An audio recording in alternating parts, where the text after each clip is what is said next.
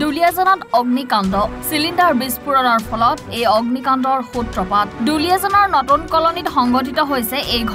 ঘটনাস্থলীত oil India লিমিটেডৰ দুখনকৈ অগ্নিনিৰ্বাপক বাহিনীৰ বাহন উপস্থিত হয় ললিত দিহিঙ্গিয়া নামৰ ব্যক্তিগৰাকীৰ বাসগৃহত অগ্নিকাণ্ডৰ সূত্ৰপাত হয় জানিব পৰা মতে ললিত দিহিঙ্গিয়াৰ বাসগৃহত থকা এটা সিলিন্ডাৰত হঠাৎ অগ্নিকাণ্ডৰ সূত্ৰপাত হয় পিছত অগ্নিনিৰ্বাপক বাহিনীৰ বাহনে জুই নিৰ্বাপন কৰিবলৈ সক্ষম হয় ইফালে বাসগৃহটোৰ লগতে সমীপৰ কেইবাটাও বাসগৃহ এই অগ্নিকাণ্ডৰ পৰা ৰক্ষা পৰে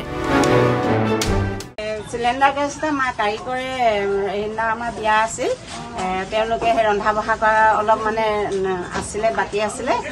সেয়েহে সেই সিলিন্ডাৰ বটল এটা আমাৰ দোকানী বাইদেউ এগৰাকী লৈ গ'ল আৰু এটা ঘৰত আছিলে সেইটো তেওঁ গেছ আছে বুলি তেওঁ লগাই চাওঁ বুলি লগাওঁতে বাৰু তেনেকে সম্পূৰ্ণ লগাব পৰা নহল লগাব ধৰোতে মানে গেছখিনি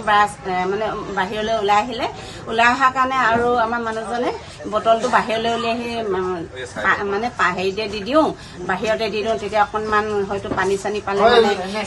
গেছটো বাঢ়ি নহ'ব পাৰে এই বুলি কৈ তেওঁ সেই বাহিৰলৈ উলিয়াই দিলক অলপ পিছতে মানে নিজে নিজে জ্বলি গ'ল